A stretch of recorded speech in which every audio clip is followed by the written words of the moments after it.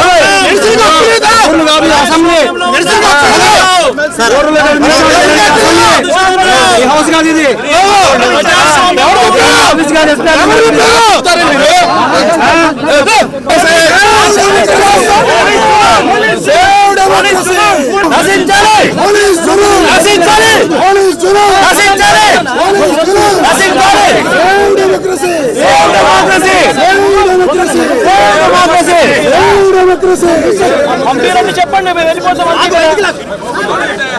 పంపిరండి చెప్పండి మేము వెళ్ళిపోతాము పంపిరా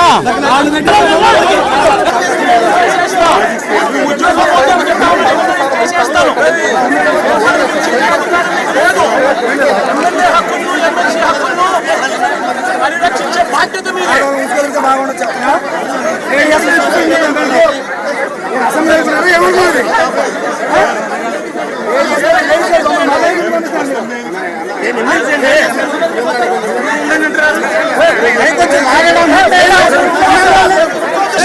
ప్రజాస్వామ్యాన్ని కాపాడడం మీ బర్ది మీ టోపీ మీద ఉన్న సింహాలకు అర్థం అది. ఎవరు చెప్పారండి ఈ పేపర్లు చింపమని చెప్పి? ఎవరు చెప్పారండి ఈ పేపర్లు చింపమని చెప్పి? ఎవరు చెప్పారు అధికారం? అంటే అసెంబ్లీ పేపర్లు చింపే అధికారం చింపే అధికారం ఎవరు ఇచ్చారు మీకు? ఎమ్మెల్యేల దగ్గర నుంచి ఎమ్మెల్సీల దగ్గర నుంచి ఇలా పేపర్లు గుంజుకొని లాక్కొని మీ ఇష్టం వచ్చినట్టుగా చింపే కార్యక్రమం చేసే అధికారం ఎవరు ఇచ్చారు? మధుసూదన్ రావు గుర్తుపెట్టుకో, ఎల్లకాలం ఇలా మాదిరిగా ఉండదు. ప్రజాస్వామ్యంలో ఉన్నాం మనం. నీ టోపీ మీద ఉన్న సింహాలకు అర్థం ఏమిటో తెలుసా? అధికారంలో ఉన్న వాళ్ళకు సెల్యూట్ కొట్టడం కాదు, ప్రజాస్వామ్యాన్ని కాపాడడం కోసం మీరున్నారు, గుర్తుపెట్టుకోండి. నాయకులు గౌరవ ముఖ్యమంత్రి శ్రీ చంద్రబాబు నాయుడు గారు చెప్తారు, ఆడబిడ్డలు ఏ విధంగా నలిగిపోయారు ఈ రాష్ట్రంలో గత 5 సంవత్సరాల్లో. చిన్న లేదు, పెద్ద లేదు, ఎవరని లేదు. ఎవరన్నా సరే ఒక మాట మాట్లాడితే వాళ్ళు వ్యక్తిగతంగా దూషణ, సోషల్ మీడియాలో వాళ్ళని క్యారెక్టర్ అసాసినేట్ చేయటం, వాళ్ళు పెద్ద నాయకులు కావచ్చు, కార్యకర్తలు కావచ్చు, లేదా వాళ్ళకి ఎదురు తిరిగి ఒక ఒపీనియన్ చెప్పి ఎవరైనా సగటు మనిషి కూడా కావచ్చు, అది ఇక్కడతో ఈ రోజు నుంచి ఆగిపోవాలి అధ్యక్ష. అది మీ ఆధ్వర్యంలోనే మొదలవ్వాలి. గత ప్రభుత్వం తాలూకు సభ జరిగిన విధానం చూస్తే ఈ వ్యక్తిగత దూషణ ఇవన్నీ చాలా ఇబ్బంది పెట్టే ప్రజలు. ఈ రోజున వాళ్ళకి 11 సీట్లకు పరిమితం అయ్యారు, ఈరోజు లేరు, ధైర్యం లేదు వాళ్ళకి. విజయాన్ని తీసుకోగలిగారు కానీ ఓటమిని కూడా ధైర్యంగా కూర్చుకునే వాళ్ళకి స్థాయి లేదు, వాళ్ళకి పారిపోయారు ఇక్కడి నుంచి. భావంలో ఉండే తీవ్రత భాషలో ఉండాల్సిన అవసరం లేదు. భాష మనుషుల్ని కలపడానికి కానీ విడగొట్టడానికి కాదు, భాష విద్వేషం రేపడానికి కాదు, పరిష్కరించడానికి. ఎంత జటిలమైన సమస్య అయినా, భయంకర సమస్య అయినా చర్చల ద్వారా పరిష్కరించుకోవడానికి కానీ వివాదం సృష్టించడానికి కాదు. ఈ సభ ఉన్నది అందుకు. కానీ మనం చూసింది వాళ్ళ దగ్గర నుంచి బూతులతోటి, వ్యక్తిగత దోషులతోటి రాష్ట్ర పురోభివృద్ధిని ఆపేశారు. అలాంటి సభ కాకుండా ఇందాక మన పెద్దలు శ్రీ గౌరవ ముఖ్యమంత్రి చంద్రబాబు గారు చెప్పినట్టుగా ఇది భవిష్యత్తుకి ఇది ఒక ప్రమాణం అవ్వాలి.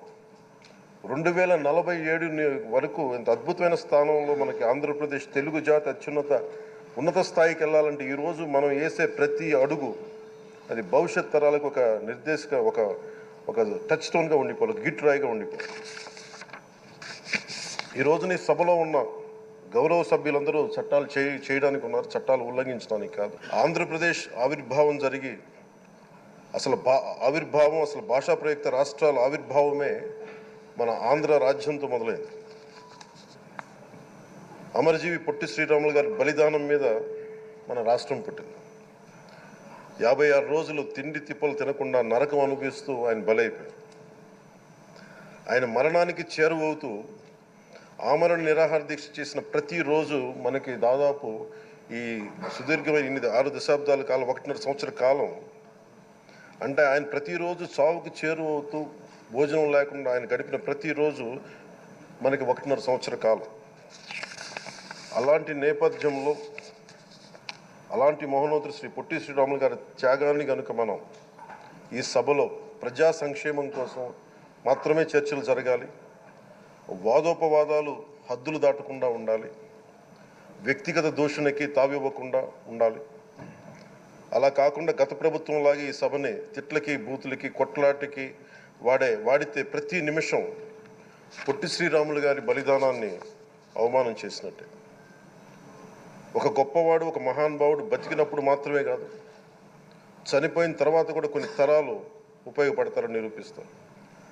అలాంటి కోవకు చెందిన మహానుభావులు ఆంధ్ర రాష్ట్ర సృష్టికర్త, భాషా ప్రయుక్త రాష్ట్రాలకు శ్రీకారం చుట్టిన ద్రష్ట అమరజీవి శ్రీ పొట్టి శ్రీరాములు గారి స్మృతిలో ఒక విలువలతో కూడిన ఒక సత్సాంప్రదాయాన్ని తెరలేపుతూ మీ ఆధ్వర్యంలో ఈ సభ జరగాలని, ఈ 5 ఏళ్ల ప్రజా ప్రస్థానంలో ఈ విలువైన 5 ఏళ్ళు రాబోయే తరానికి గొప్ప భవిష్యత్తునిచ్చేలా, అన్నం పెట్టే రైతుకి, కౌలు చేసుకునే రైతుకి, రైతు కూలీకి అండగా ఉండేలా, మహిళలకి భద్రతతో పాటు ఉన్నత స్థాయికి ఎదిగేలా, ప్రభుత్వ ఉద్యోగులకి భద్రత కల్పించేలా, పశువు, పక్షి, ప్రకృతి, సర్వజనులందరికీ కూడా మతాలకి, ప్రాంతాలకి అతీతంగా సుభిక్షంగా అభివృద్ధి పదంలో ఆంధ్రప్రదేశ్, ఆంధ్ర రాజ్యం అద్భుతమైన ప్రగతి సాధించేలా ఈ చర్చలు సాగాలని కోరుకుంటూ